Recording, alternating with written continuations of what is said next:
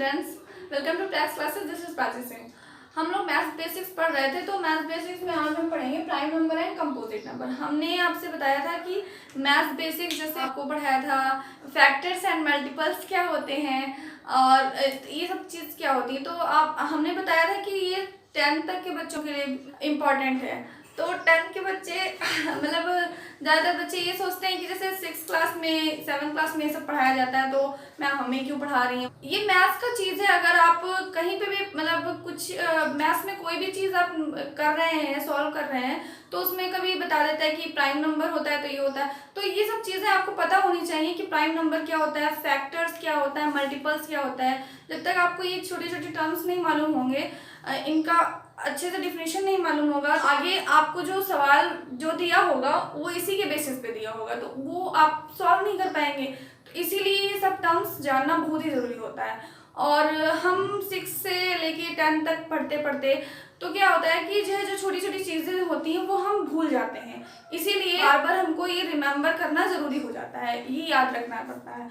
तो इसीलिए आज हम पढ़ रहे हैं prime number and composite number. ठीक है, काफ़ी लोग प्राइम नंबर्स में बहुत ही ज़्यादा कंफ्यूज हो जाते हैं कि प्राइम नंबर्स क्या होते हैं। आपने फैक्टर्स पढ़ा, फैक्टर्स में उसकी दो प्रॉपर्टीज पढ़ी कि किसी भी नंबर का फैक्टर 1 जरूर होता है और उस नंबर का फैक्टर वो खुद नंबर जरूर होता है। मतलब जैसे कि अगर हम 2 का फैक्टर फाइंड कर रहे हैं तो 2 का फैक्टर 1 तो होगा ही होगा, 1 क्योंकि सबका फैक्टर होता है। ठीक है, और 2 भी 2 का फैक्टर होगा क्योंकि वो नंबर खुद का फैक्टर भी होता है। बस यही दो प्रॉपर्टीज इसमें आपको यूज करनी है।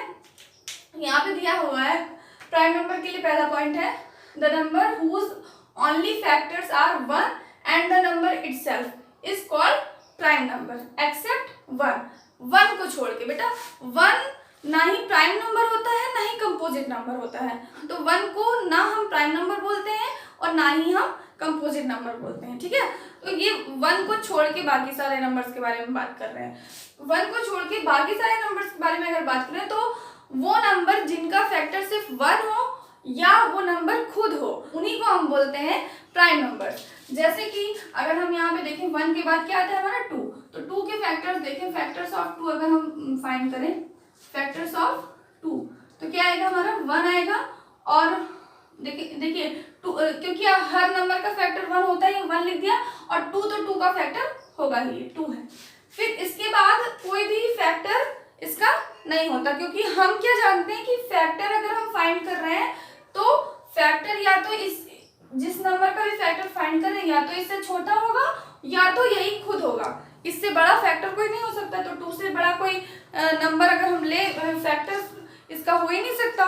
ठीक है, तो 1 और 2 सिर्फ 2 का फैक्टर। ऐसे अगर हम 3 का फैक्टर फाइंड करें तो 1 और 3 सिर्फ 3 का फैक्टर होता है। तो ऐसे ही नंबर जिसके सिर्फ 2 फैक्टर हो, ठीक है, ऐसे नंबर जिसके सिर्फ 2 फैक्टर हो वो नंबर खुद या तो 1 या तो वो नंबर खुद, तो वो सारे नंबर कहलाते हैं प्राइम नंबर। तो एग्जांपल्स देख लीजिए प्राइम नंबर के। जैसे 2 हो गया, 2 के सिर्फ 2 फैक्टर होते हैं, 3, 5, क्योंकि 5 का भी अगर हम फैक्टर फाइंड करेंगे अगर 5 का तो 1 और 5 ही आएगा, क्योंकि 5 किसी और की टेबल में नहीं आता, 1 और 5 की टेबल में सिर्फ आता है। 1 5 जा 5 और 5 1 जा 5, इसके अलावा किसी भी टेबल में आपको 5 नहीं नजर आएगा। ठीक है, ऐसे ही अगर हम 7 पे आते हैं तो 7 भी होता है, और बाकी आगे 11, इस तरह से हमारे ये प्राइम नंबर्स होते हैं। अब आप सबको समझ में आ गया होगा कि प्राइम नंबर क्या होते हैं। बहुत ही